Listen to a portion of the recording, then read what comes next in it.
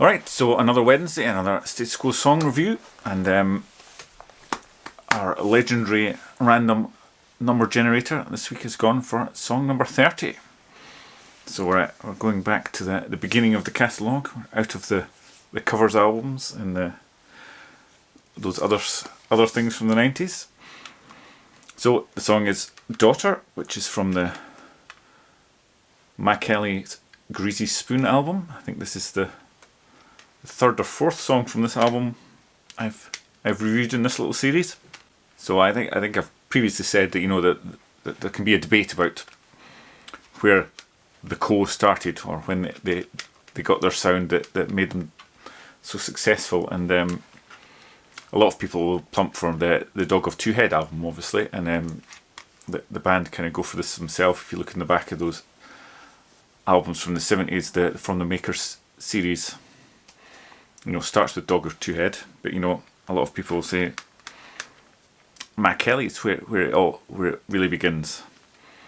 And I suppose on one side you could say that's correct with stuff like Junior's Wailing and Is It Really Me? But then I guess on the other side you've got stuff like Everything and Lackey Ladies, which is where they've still got their foot in the kind of 60s pop camp that they came from. But I think the song Daughter probably encapsulates this argument just in the one song. As on the one hand, musically, if you listen to it, it's like a prototype 70s Quo song with the backbone of it is Rick Parfitt's rhythm guitar playing. It's definitely a kind of a frantic 4 style hard rock boogie tune.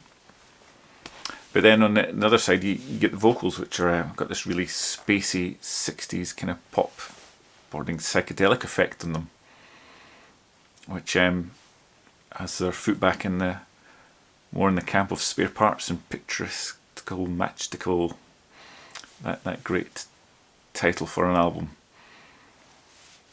So yeah, it's kind of in some ways a bit of a halfway house. So the song is credited to Alan Lancaster, though it's sung by Francis Rossi, which normally the person that writes it sings it. Well, it's not always the case, but for the majority. So you do wonder if is there an alternative universe where Lancaster went ahead and sang this, and it's with his more gruffer, harder vocal style, and maybe without the kind of 60s production on the vocals. This is a real prototype Frantic Fortune. It's really seen as a really classic early one.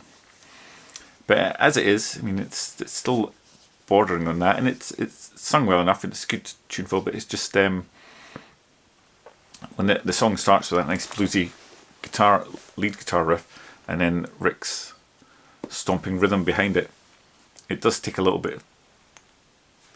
You do take a moment when the vocals come and go. It's not quite what you were expecting, just the sounds of it. So that takes a little bit to get used to. But yeah, it's good verses and chorus, and then after that there's this nice little riffing on the guitar, and again you think he's just riffing on the main riff on the guitar, and he's about to build into a solo. But instead, what for me feels like a quite out of place, more 60s keyboard sound piano sound comes flying in and trades with the guitar for a bit. And again, you just think, it's a bit of a missed opportunity. I suppose that's the thing about having a keyboard player in the lineup. I guess you've got to give them stuff to do. So a more searing Rossi guitar solo there might have worked better. And in this book about Status Quo songs, he seems a little less put off. He says, nice electric piano solo echoing Billy Preston's solo in The Beatles' Get Back. I think more, it's nice enough, but really don't want it there. Other than that, he doesn't have a lot to say about this tune.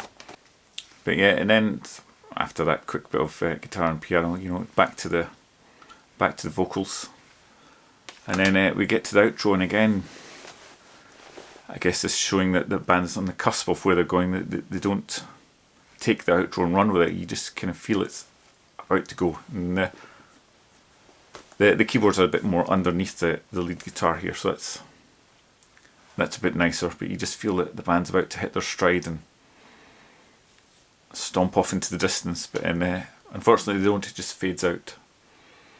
So it's a nice little tune with lots of potential. You kind of think it would have been good. I assume they didn't play it live much once. I don't know if they played it at all when promoting this album, but obviously in latter years I don't think they played it much. It would have been good if they'd revisited this in the mid-70s when they were in their absolute pomp and done a real up-in-your-face version of this. But sadly not.